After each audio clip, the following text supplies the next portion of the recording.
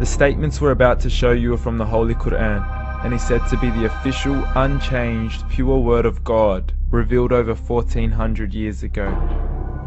Claiming to be the word of God is a heavy statement, and without proof, or if a single contradiction is found within the book, the apparent word of God will be proven false. So without further ado, let's put the book to the test. In the 23rd chapter, titled The Believers, from the 12th to the 14th verses, God is said to give a detailed description of how the human being is formed. It begins by saying, "We then placed him as a sperm drop in a place of settlement, firmly fixed. Then we made the drop into a alaqa." We will translate this word very soon. "And then we changed the alaqa into a lump. Then we made out of that lump into bones. And then we clothed the bones with flesh. Then we caused him to grow and come into being and attain the definitive human form." In the 21st century, we can now safely say that this verse is clearly describing the process of human development in correct chronological order.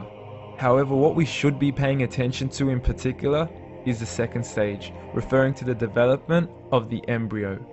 The specific word used to describe the embryo in this verse is the word alaqa.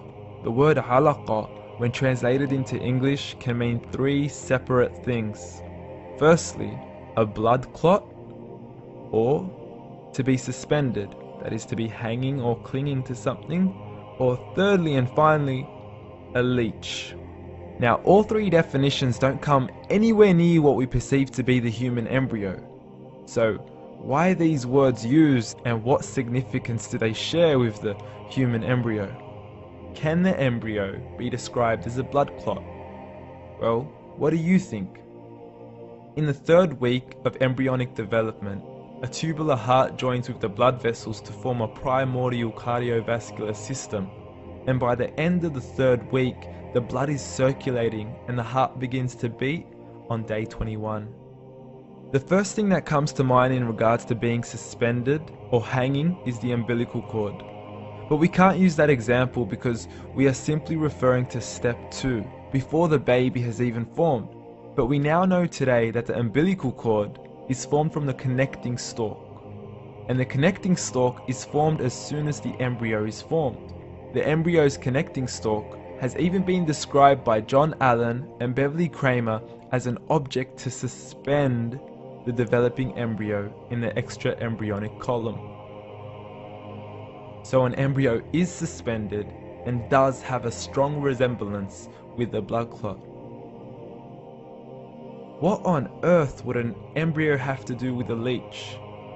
Figure A shows the structure of an embryo at 25 days. Figure B shows a leech.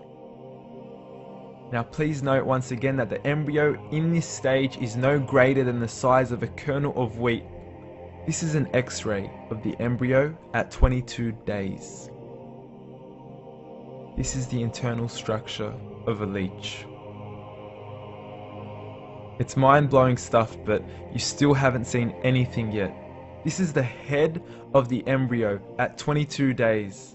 The detail you are seeing right now is absolutely impossible to be seen with the human eye and can only be seen with a microscope. This is the back end of a leech. There's no other words used to describe this other than mind-blowing. The pictures we have shown you are impossible to be seen with the human eye, or even to be predicted by the human mind. Once again, the verses we have shown you were revealed over 1400 years ago to a man who couldn't read nor write. Are these the words of God?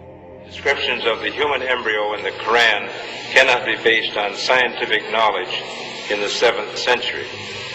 The only reasonable conclusion is that these descriptions were revealed to Muhammad from God, from God, from God, from God.